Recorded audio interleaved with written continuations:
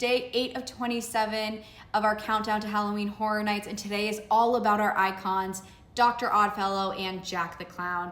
They have been around Halloween Horror Nights for years, and their history goes beyond that. So I have my handy dandy notes, and let's get right into their story. So for years, Universal has been using these characters, but it's important to know why they are the way they are. In short, Dr. Oddfellow created the world that Jack lives in. Jack eventually destroys Oddfellow. Now they're both immortal supernatural forces that are going on a rampage, and we're just along for the ride. Oddfellow represents our control. Jack represents chaos for reasons you will see as we keep going. And that's why our HHN 35 chaos and control tribute and theme is coming from. Before Halloween Horror Nights, before they started at Halloween Horror Nights, Jack works for Dr. Oddfellow. So Jack Schmidt was born in the late 19th century, and he was born at the Shady Brook Rest Home and Sanitarium. He ran away. He became a performer at Dr. Oddfellow's Carnival of Thrills. Obviously, Dr. Oddfellow was the owner, but also a mysterious ringmaster, and Jack was one of his elusive performers. But of course, Jack couldn't just be a performer, he also had to be a serial killer. As the carnival traveled across the US, Jack was responsible for many disappearances. Eventually, law enforcement began to catch on, and this is where we see the fundamental differences. Dr. Oddfellow is all about being a calculated mastermind. He wants power. He creates a system of control. He always uses the audience, and violence for him is a tool. Jack, on the other hand, is an impulsive killer. He wants entertainment. He creates chaos. He loves the audience, and violence to him is just the point of it.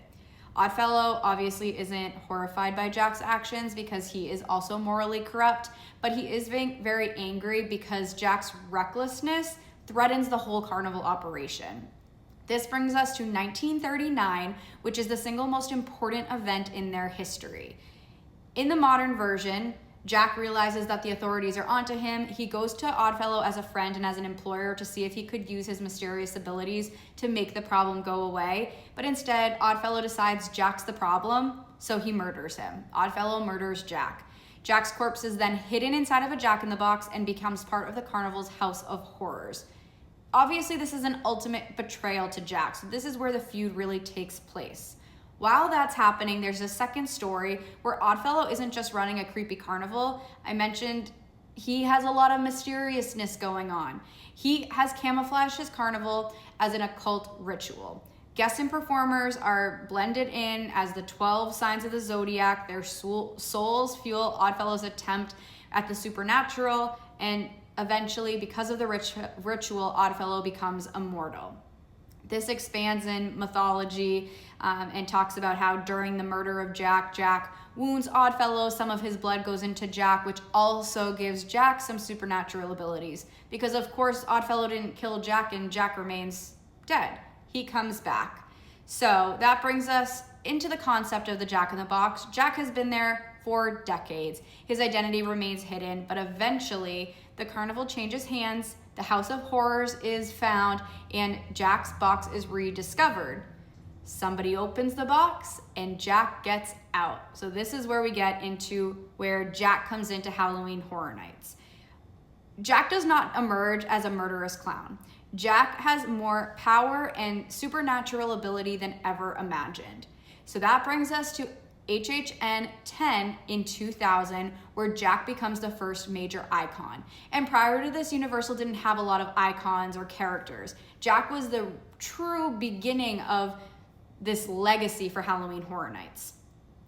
Dr. Oddfellow was already part of the story, so Jack debuted as a star in 2000. Oddfellow's name has essentially been in Jack's mythology since then. The main thing here is Jack is free, and he wants revenge on Oddfellow.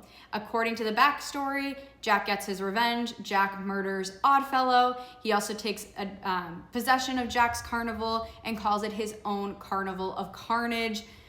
Eventually, we'll reveal that killing Oddfellow, of course, wasn't just that easy, but we'll hear about that in a bit. So that was 2000. Jump to 2007 at Halloween Horror Night 17, where Jack is officially the ringmaster.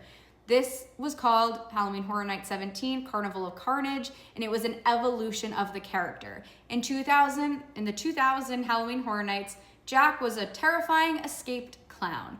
In 2007, he is a ringmaster of his own Carnival of Carnage. He's now opened this carnival. It's more theatrical, and there's always ways for him to lurk around to kill more people. It also brings up another important Halloween Horror Nights character, Chance, and she basically is Jack's protege and will be seen throughout Halloween Horror Nights as well. In 2010, Jack officially becomes Chaos. Fear was the major theme, and there were 5 icons that worked with Jack and are seen as his heralds. So we have Jack as Chaos, the Caretaker is Death, the Director is Sacrifice, the Storyteller is Legend, and the Usher is Vengeance. So Jack's association with Chaos isn't something that was invented for 35, it's something that's being evolved on, and we have a whole new version of it. You've probably heard of some of those characters. They've been around since then too. So we now go to 2017, and this is when Jack becomes something even bigger. He's gone through many incarnations. We have a vengeful clown in 2000, a carnival ringmaster in 2007, and a demonic rock star in 2015.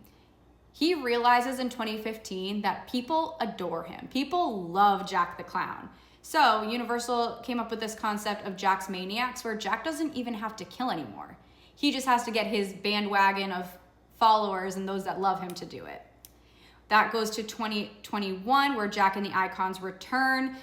Basically, this concept was bringing all of the icons together inside Fear's Lantern, which was basically a greatest hits tour in Halloween Horror Nights history. Jack was one of its biggest characters. And at this point, Jack had unquestionably become the biggest face of Halloween Horror Nights.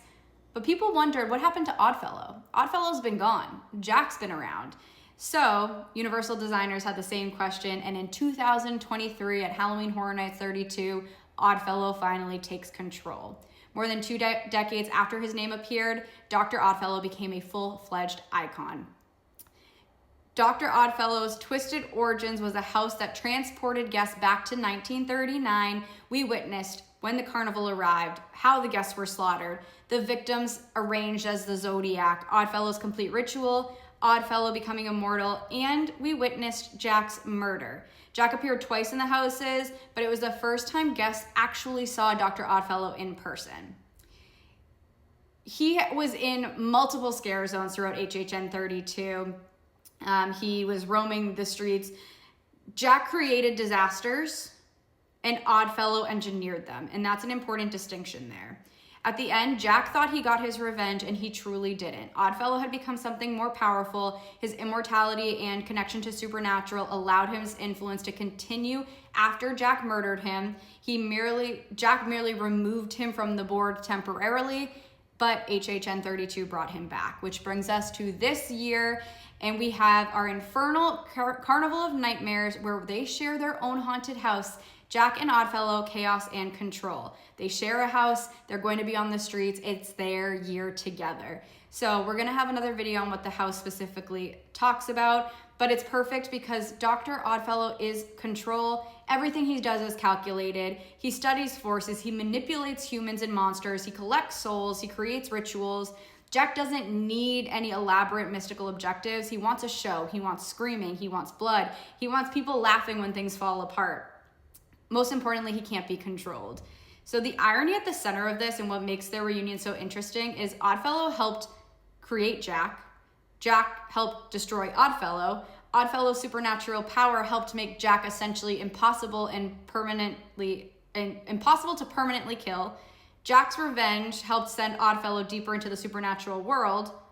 They have spent decades trying to destroy or dominate one another, but Halloween Horror Nights 35 has something even crazier in store for us, and that is that they are working together. That is 2 insane masterminds working together, proving that they're stronger together. So it isn't just Jack versus Oddfellow, it's Jack and Oddfellow and what that means for all of us. And you'll have to head to Halloween Horror Nights to see what that is all about. And we are so looking forward to Halloween Horror Nights coming very soon to see the culmination of what it means to be Jack and Oddfellow.